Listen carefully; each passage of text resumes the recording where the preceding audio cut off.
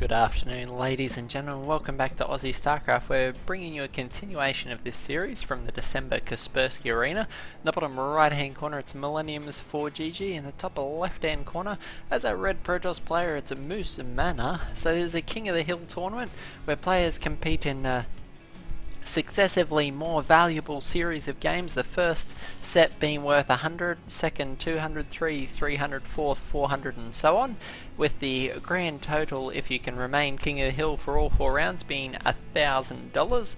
Millennium's ForGG having won rounds 1 and 2 and now in round 3 against MouzMana. So we'll see both these players doing quite well in the series. This is game 3. Both players have taken 1 game thus far, so still anyone's game here with $300 on the line. And we've had quite an exciting and dynamic series thus far. Every game making into the mid to late stages, and certainly both these players showing that they're a very good match for each other. Looks like ForGG is going to be going for a fairly standard opener here, throwing down his barracks first and then his refinery. This will allow him to get the gas he needs to get out that first scouting Reaper. And we've certainly seen a lot of Terran players following this pattern. It seems to be very popular in the current environment to ensure that you get off this early scouting. And the Reaper, occasionally if you catch your opponent flat-footed, it'll do quite a bit of damage as well. So always nice to be able to get in a little bit of extra damage, but certainly most important to get that intel on what your opponent's up to and what exactly they have planned for you. Now Mana's gone for gas quite early here, so interesting to see how Mana's plans to spend this gas. Six workers in gas already at the 2.5 minute marks, quite early. We do actually have a probe hiding down here, so if I'm not mistaken, I think we may actually be seeing a proxy Stargate from Mana, and I would imagine that's the case. Cybercore almost finished up, and it is too late for a proxy gateway, but with the amount of gas being mined, I think it's very likely we'll be seeing this Stargate coming up rather shortly. ForGG has produced his first Reaper. Now if ForGG builds a reactor after this, and indeed he is, he could actually be in for some strife here. This Stargate takes 60 seconds to complete, which is fairly similar to the reactor, so this first Oracle is going to pop at relatively the same time as the first couple of Marines come out of this factory, and out of this barracks, and those Marines, 2 Marines cannot kill an Oracle, particularly at the rate of fire that Oracles have. So it will be very interesting to see how Mana plays this. Could be an easy economic edge for Mana in game number 3, just depending on whether ForGG detects that this is occurring. He does have a Reaper scouting, and for those of you who are wondering, you can actually click on the geysers and see just how much gas is being mined. So you can see that a substantial amount of gas has been mined and not spent anywhere in the main base. So certainly some of the decisions these pro gamers are able to assess quite quickly, and because of that you'll see the Marines, instead of being positioned closer towards the natural, are actually sitting up here much closer to the base, and you'll see the Reaper scouting around trying to locate this proxy Stargate. Mana's actually tucked it right in very close to ForGG's base. Occasionally you'll see it positioned out here, but this position by Mana very aggressive, going to allow him to do quite a lot of damage. The Oracle already up to 5 kills, and actually going to be delaying that the construction of the barracks as well. You see Mana's just gunned straight through those Marines, but unfortunately out of energy there, so gonna have to make a little bit of a retreat. But 10 kills on that Oracle, certainly nothing to be sniffed at there, and could easily follow up with a second Oracle. So we'll see how Mana decides to play this one out. The aggressive positioning of the Stargate obviously quite good for Mana, but the drawback of this is that once it's discovered, it should be fairly easy for ForGG to clean up, and that'll be the loss of its extra. That Oracle actually almost flying directly over the Widow Mine, which would be instant death. ForGG are going to use these Widow Mines to try and make his mineral lines just that little bit safer. And excellent choice against Oracle, as generally by the time the Oracle's aware of the Widow Mine, it's already dead.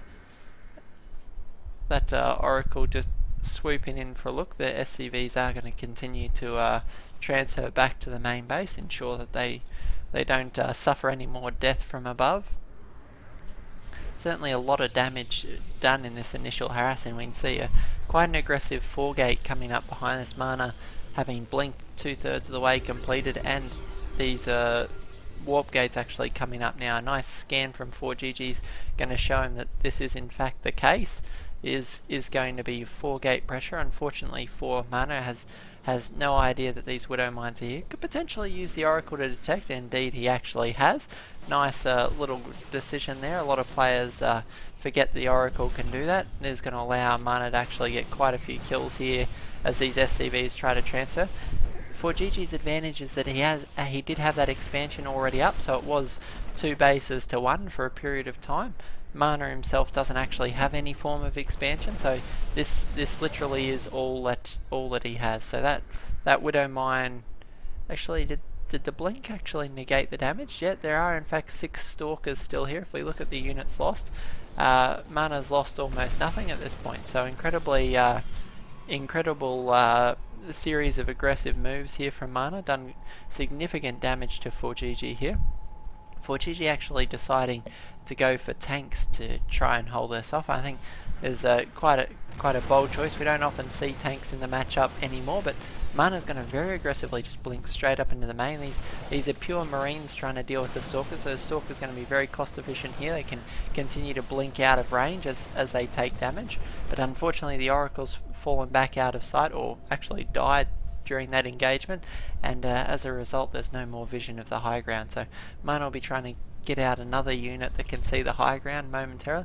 See the mothership core is on its way. Surprised that we still haven't seen the Nexus go down. I imagine that's what these 400 minerals coming up will be for. We don't mind that time able to nab an unlucky Stalker, and we're starting to see the ramp laden with Stalker carcasses, which is unfortunate. No one wants to be that unlucky Stalker. Unfortunately, a second time a little bit slower on that blink away.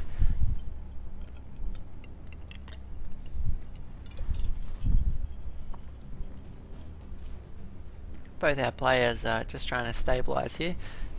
Mana using a few of his Stalkers to try and ensure that ForGG can't just push out of his base. I don't believe Stimpak's actually been researched yet. In fact, no upgrades have been researched for ForGG, so there's been quite a providential opening for Mana, allowing him to get a significant edge. His Stalker's still going to be very effective if microed correctly, as these Marines can literally be kited all day long. Without the blink, it's nasty enough, but once you add in the blink, it makes the Stalkers quite formidable. Expansion going up for Mana. This Widow Mine in the medevac, unfortunately, is going to see the medevac sniped quite quickly there. Did cost a photon overcharge, which may well be a factor when these Marines and Siege Tank choose to push out. Surprised we haven't seen the Stargate utilised at all after those the initial Oracle. Potentially worried that Widow Mines might render the Oracles very cost ineffective, and can certainly understand that thought process. Going to be throwing down a missile turret at the front. This is protection against any potential DT harass. Ensures that none of them can sneak up into the base. We have these Marines getting picked off by the Stalkers there. Stargate remaining in play but unpowered. A few Zealots actually moving up here. These ideal for tanking a little bit of damage. They have a basic +1 armor, so it makes it quite hard for the Marines to clear them out. You can see Mana transferring a lot of his probes down now, so his second base now established and well underway. ForGG dropping a few mules at his own expansion, trying to even up. There is a Banshee with a cloak on the way, so this could be some harassment from ForGG to try and level the playing field. Big push coming up here from Mana, but actually that hallucinated Immortal soaking up a lot of the Siege Tank damage. Actually quite incredible that the hallucinated Immortal also gets its hardened shield, so it was able to soak up both those Siege Tank volleys with no actual damage. So that's quite a neat trick. I didn't actually know that worked like that. So players, we learn something new every day. So when you are trying to break a fearsome Siege Tank line, you can always hallucinate an Immortal or two, have them soak up those crucial volleys, and move your faster, nimble units like your Charge Lots and Stalkers straight into the Siege Tank. So what a little push out of Mana here. We've seen some quite neat tricks as he's tried to break ForGG, who's quite a formidable Terran defender. As you can see, even with the economic edge that Mana had at the start of the game, ForGG's still been able to hold quite strongly at his ramp. Certainly not allowed Mana to get through his front door, but Mana executing this contain quite well. ForGG hasn't been able to make it out of his ramp, and the fact that he still doesn't have Stimpack certainly going to be something that ForGG's really starting to feel. Losing his own expansion there is going to give a definite edge to Mana, but unfortunately Mana's actually suffering from some harass of ForGG's. These two cloaked banshees going to be doing a lot of damage, stopping the mining at the natural expansion. I actually have some High Templar here that are very vulnerable to sniping. I have an Observer being Chrono Boost out, but the High Templar is going to have to merge into an Archon to prevent from dying quite horribly to these Banshees. Banshee's got 3 kills already, another Banshee out harassing the Zealots with no kills on that one, but these Stalkers going to be able to clean up this Banshee quite quickly. Observer's going to follow it, and we have the Blink Stalker, so the first Banshee does go down, second and third one actually just continuing to prevent mining at the natural. Looks like 4GG is going to push out here. He knows his own base is coming up behind this, so I'd like to expand while he's on the front foot. We have 4 siege tanks and a not insignificant amount of marines here. It's actually 32 marines and 4 siege tanks along with these 3 banshees. So it's quite a substantial push for 4GG. He could easily make something of this push here. The Stalkers here trying to put some pressure on these forces, but having to be very careful. The siege tanks behind the line could certainly do a lot of damage here. Mothership Core is in position. It has plenty of energy to photon overcharge, and I think we'll see that thrown down momentarily. Nice storm there, unfortunately misses its target on the Banshees as opposed to these Marines. Would have loved to soak up some more of that damage on the Marines rather than the Banshees, but the Banshees taking a lot of damage there. Second Banshee will go down in flames, and ForGG just trying to position himself between these 2 bases and trying to stay on the edge of the photon overcharge. Where's that Observer? If that Observer was anywhere handy, he'd be able to clean up this Banshee, but I think ForGG must have sniped it in the last engagement, as there is certainly no Observer on the field currently. Look at the production tab, we see the Protoss armor finally on the way, 17 minutes in, and you can see just what sort of an effect the harassment at the start has had on the game. Because of that harassment from both players, we haven't seen near the amount of upgrades and regular sort of production. It's been very slow start for both these players. They've been busy dedicating those resources to this constant harassment, and we can see 4GG this time doing the honours with the contain. This Nexus actually starting to rack up quite a few kills, but the siege tanks making it impossible for these Zealots to try and close. 4GG though mining quite heavily behind this. We can see his production's really now starting to spool up. Has another tank on the way, but a big storm on these Marines. The charge lot's going to move in to close. 2 tanks will go down, third and the fourth will fall here as the Zealots hack in. Actually an Immortal in behind us providing a lot of the DPS here, and we're left with just vanilla Marines trying to work their way in the front door, and with no upgrades to speak of. It's looking very bad for these. Mana are able to clean up that last Banshee, and these last few Stalkers are caught between a Zealot and a hard place. I mean a Zealot and a Stalker. So those Marines will get cleaned up quite brutally, as you can see from the mess that's trailing down from Mana's natural expansion.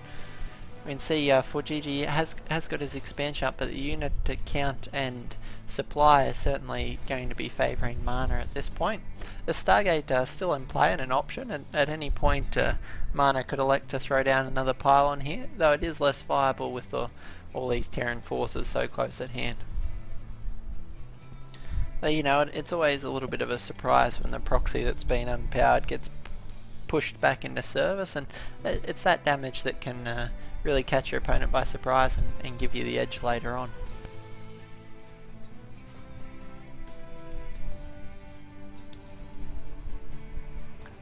So 4GG continuing to muster his forces as Mana moves out. A lot of High Templar here, and these High Templar are certainly going to be the bane of 4GG's existence. These Marines, no combat shield, no stim pack, and only plus one +1 weapon actually just on the way now, so it could potentially be a Marine massacre when these High Templar make it to the ramp. Though certainly what Mana's lacking in this force is some sort of high ground vision. You really don't want to be walking into these siege tanks with nothing to spot the high ground. We had quite a funny game I was playing earlier on today where I was playing off racing as Terran, had a substantial amount of siege tanks, and our opponents were just feeding units into them like crazy. But I guess that's what happens when you're in the lower leagues, don't have Mana's skill to hallucinate things like the Immortals.